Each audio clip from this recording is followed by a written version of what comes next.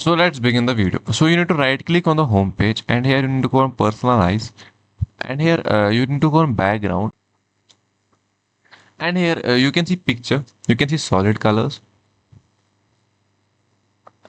you can see slideshow, and you can choose Windows Spotlight. For example, I am choosing this Windows Spotlight. So if I want to change any of the background, so what I need to do, you can choose the background from this section. For example, if I want this background, so there you go. The background is set. And if I want this background, there you go. Background is set as is. So this was it. How to set the background. So if you want to have the custom background, which you have, in the laptop or in the PC or downloaded them, so you can go here in the picture section, and you can here you can go and browse photos, and here you can choose the wallpaper you need to set. For example, I have all the wallpapers stored here, so I can go them as a big, extra large, and here you can see all the background. You can click on them, and there you go. The background is set.